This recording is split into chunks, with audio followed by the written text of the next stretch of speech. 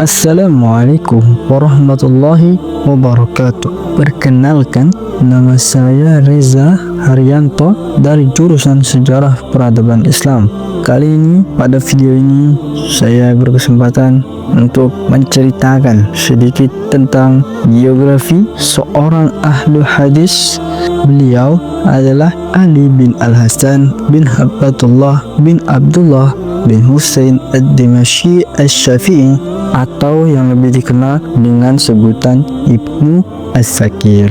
Jadi selama ini kita hanya mengenal panggilannya saja, yaitu Ibnu As-Sakir. Sedangkan nama aslinya itu sangat panjang dan susah untuk diingat. Maka dari itu kita hanya mengingatnya sebagai Ibnu As-Sakir. Ibnu As-Sakir memiliki seorang ayah yang bernama Al-Hasan bin Habbatullah.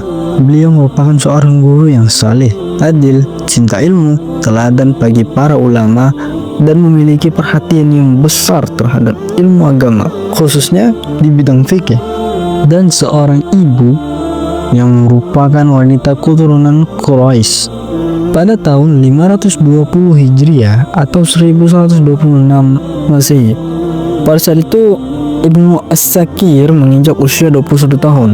Sambil terus belajar, ia juga mengisi waktunya dengan mengajar.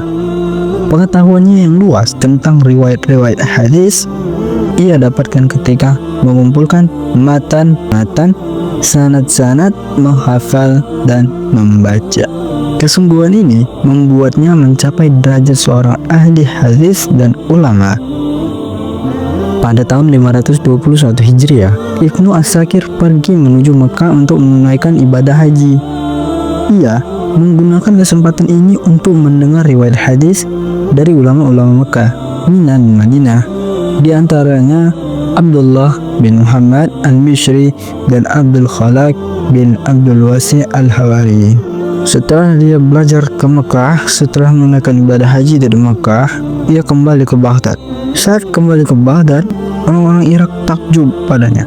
Mereka berkata, "Kami belum pernah melihat orang semisalnya." Maksudnya adalah orang seperti Ibnu As-Sakir.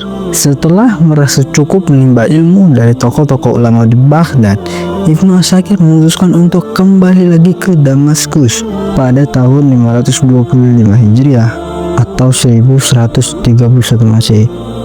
Debu-debu safarnya belum juga bersih.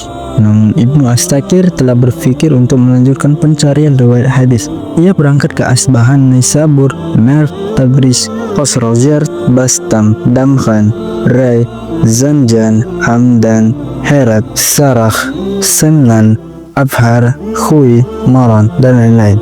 Dalam perjalanan menuju Khurasan, di jalan-jalan Azerbaijan, tepatnya di Naisabur, ia berjumpa dengan As-Samani. Di Naisabur, Ibnu As-Sakir belajar dari Abu Abdullah Al-Farawi. Saat di Khurasan, Ibnu As-Sakir sibuk mendengar hadis dari ulama-ulama negeri tersebut. Sedangkan di Asbahan dan Naisabur, selain menyimak para ulama yang lebih senior darinya, dia juga mendengar hadis-hadis darinya. Perjalanannya di negeri non-Arab berlangsung selama 4 tahun.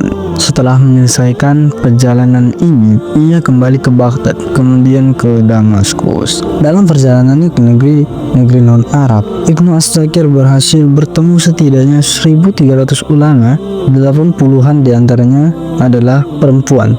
Banyak pelajaran yang ia dapatkan dari guru-gurunya, dan ia pun berhasil menghafalkan banyak buku. Ibnu As-Sakir akhirnya kembali ke Damaskus pada saat ia berusia 43 tahun. Ibnu As-Sakir menyibukkan dirinya dengan mengarang kitab, mengumpulkan hadis dan riwayat, serta mengajar hadis di Masjid Umayyah, Damaskus, dan Madrasah Dar al-Sunnah yang didirikan oleh Al-Malik Al-Adil Nur ad-Din Mahmud bin Zanki, salah satu pahlawan Islam dalam Perang Salib. Ibnu As-Sakir memiliki seorang murid yang menjadi sultan dan panglima besar Perang Salib. Murid itu bernama Sultan Salahuddin Al-Ayyubi.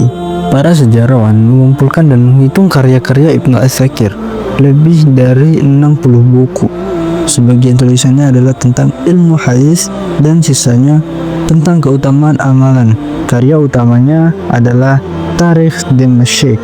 Ibnu As-Sakir rahimahullah wafat di malam Senin 11 Rajab 571 Hijriah atau 1176 Masehi. Ia dimakamkan di sisi makam ayahnya, pemakaman yang sama dengan jenazah Muawiyah bin Abu Sufyan radhiyallahu anhu dimakamkan. Demikianlah kisah dari biografi Imam Ibnu As-Sakir yang merupakan seorang ahli hadis ternama. Billahi taufiq wal hidayah. Assalamualaikum warahmatullahi wabarakatuh.